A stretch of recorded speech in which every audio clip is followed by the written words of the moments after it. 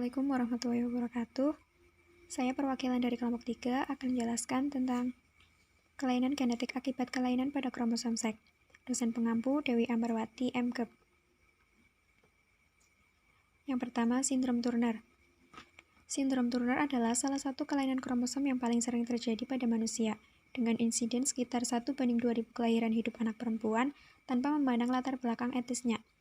Pasien mengalami kelainan struktur pada kromosom X seperti cincin, isokromosom pada lengan panjang, dan delesi parsial lengan pendek, dan 30-40% memiliki pola mosaik.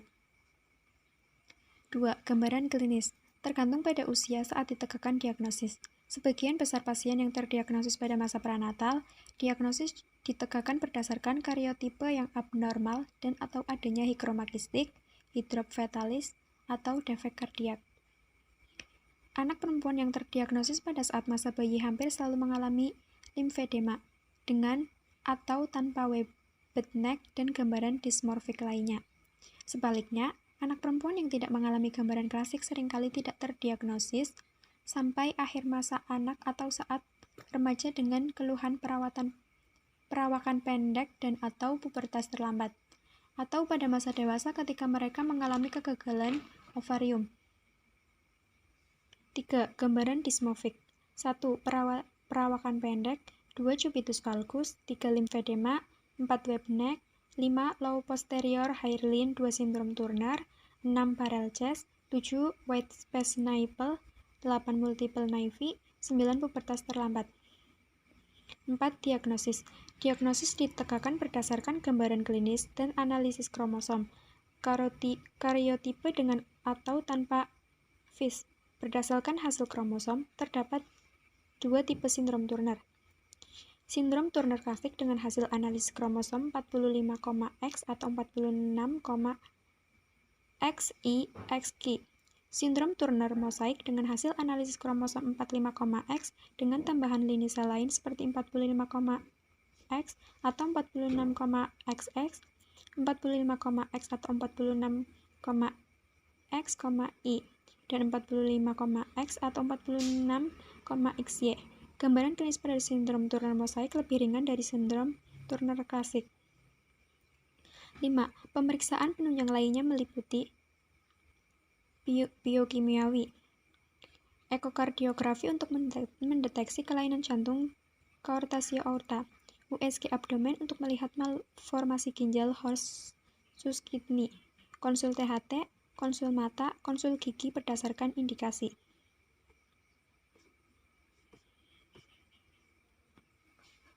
Yang keenam, terapi. Penambahan oxandrolone dapat diberikan bila terapi hormon pertumbuhan dimulai pada usia 8-10 tahun dan anak sangat pendek. Oxandrolone dapat diberikan sampai usia tulang 14 tahun. Pemberian oxandrolone dapat menambah tinggi dewasa penderita sampai 2,3 sampai 4,6 cm. Induksi pubertas terapi suli hormon dengan pemberian estradiol dosis rendah dimulai sesudah usia 12 tahun. Perawakan pendek dan kegagalan ovarium merupakan faktor risiko terjadinya osteoporosis, sehingga diperlukan suplementasi kalsium dan vitamin D setiap hari, sesuai dengan rekomendasi harian. Penderita juga perlu melakukan aktivitas fisik untuk menghindari obesitas dan osteoporosis dengan terpajan matahari minimal 30 menit per hari. 7. Monitoring. Laju pertumbuhan harus dipantau setiap 6 bulan. Terapi tidak berespon bila laju pertumbuhan kurang dari 2 cm dalam 6 bulan atau kurang dari 4 cm dalam setahun. Efek samping jarang dilaporkan, tetapi beberapa melaporkan adanya risiko diabetes mellitus, slip of capital femoral, idiopathic intracranial hypertension, edema, limfedema, atau skoliosis. Pemantauan gula darah, profil lipid, dan fungsi tiroid dilakukan setiap tahun dan bone mineral density pada masa pubertas. Terapi hormon pertumbuhan bisa diberikan sampai usia tulang 14 tahun atau tidak responsif. Hasil akhir tinggi badan tanpa terapi adalah 140. Terapi estrogen mempengaruhi efek psikologis dan perilaku. Sindrom Klinefelter. Sindrom Klinefelter merupakan kelainan kromosom seks yang paling banyak terjadi, disebabkan adanya kromosom X tambahan pada laki-laki. Gejala klinis SK yang lain adalah gangguan perkembangan, bentuk tubuh eunukoid, ginekomastia, kesulitan dan keterlambatan dalam penegakan diagnosis dapat menyebabkan hilangnya kesempatan tata laksana untuk memperbaiki keadaan hipogonadisme, gangguan kognitif, dan faktor-faktor psikosial. 2. Komplikasi, gangguan endokrin, diabetes mellitus, hipotiroid, dan hipoparatiroid. 19. Keganasan, 7. Penyakit autoimun, 28. Gangguan intelektual dan psikiatri, dan tromboemboli. Sindrom superfemale. Sindrom superfemale merupakan kelainan genetik yang hanya dijumpai pada wanita. Gangguan ini sering disebut sebagai sindrom triple X, sindrom XXX, atau trisomi X. Diperkirakan 1 dari 1.000 orang wanita mengalaminya. 3. Penyakit sindrom superfemale, Soleil-Nordic atau Sutter shock. Penyebab kelebihan kopi kromosom tersebut belum diketahui. Diduga hal ini terjadi karena pembentukan sel telur atau sperma yang tidak sempurna. Atau dugaan lain adalah karena adanya masalah pada tahap awal perkembangan embrio. Meski merupakan masalah genetik, tetapi masalah ini bukan merupakan gangguan yang diturunkan dari orang tua ke anak. 4. Diagnosis. Sebagian besar kasus sindrom superfemale tidak mengalami kelainan yang khas. Penampilan luarnya hampir sama saja dengan kebanyakan orang. Oleh karena itu, penyakit ini sering tidak terdiagnosis. Jika terdapat kecurigaan sindrom superfemale, dokter akan mengambil sampel darah penderita. Kemudian akan dilakukan pemeriksaan karyotyping. Jika dari pemeriksaan tersebut didapatkan kelebihan kromosom X, maka dipastikan bahwa orang tersebut mengalami sindrom superfemale. Pemeriksaan karyotyping sebenarnya sudah dapat dilakukan sejak bayi masih di dalam kandungan dengan mengambil cairan ketuban melalui proses amniosentesis. 5. Gejala.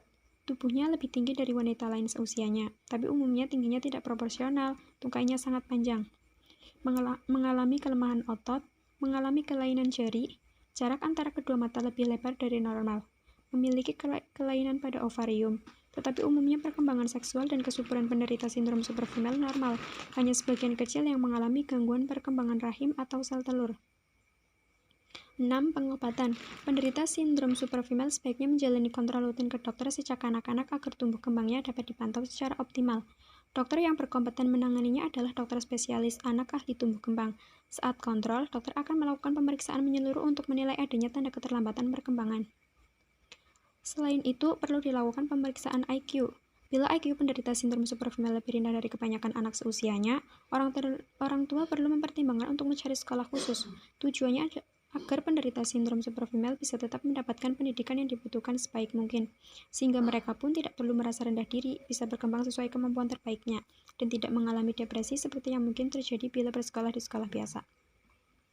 Sindrom Fragile X. Sindrom Fragile X merupakan kondisi cacat bawaan yang dialami anak-anak karena faktor genetik dan dapat mempengaruhi proses perkembangan perilaku, pengetahuan, penampilan, dan kondisi kesehatan anak. Sindrom Fragile X sering disebut juga sebagai Martin-Bell syndrome. Gejala sindrom Fragile X bisa terjadi dalam kategori ringan maupun berat. Anak laki-laki memiliki kecenderungan mengalami kondisi yang lebih serius dibandingkan anak perempuan, sehingga anak yang mengalami kondisi cacat bawaan ini perlu mendapatkan perawatan dan terapi khusus. 2. Gejala sindrom Fragile X. 1. Wajah yang memanjang dan sempit. 2. Memiliki telinga yang lebar. 3. Dahi dan dagu terlihat lebih besar. 4. Telapak kaki yang datar. 5. Testis pada anak laki-laki membesar setelah pubertas. 3. Diagnosis sindrom Fragile X.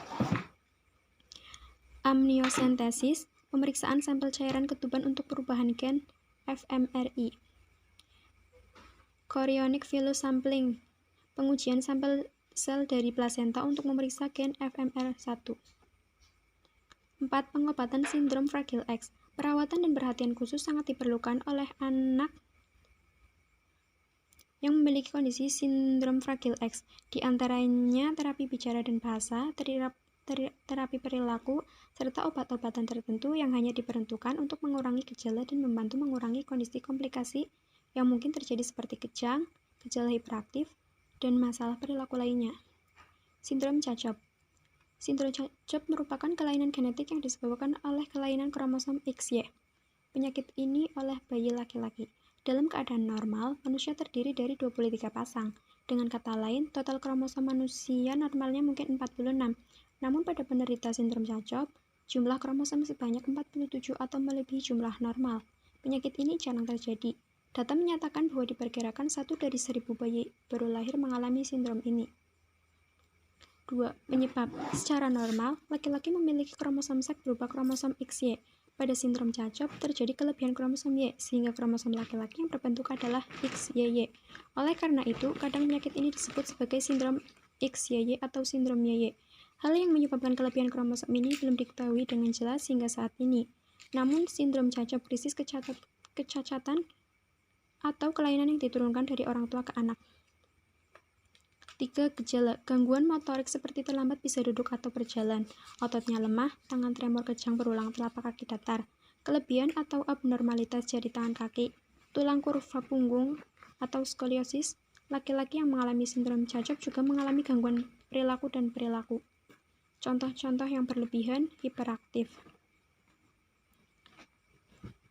Dari berbagai macam jenis-jenis penyakit yang berhubungan dengan faktor keturunan, kita dapat kesimpulan bahwa penyakit genetik atau kelainan genetik adalah sebuah kondisi yang disebabkan oleh kelainan oleh satu atau lebih gen yang menyebabkan sebuah kondisi fenotipe klinis.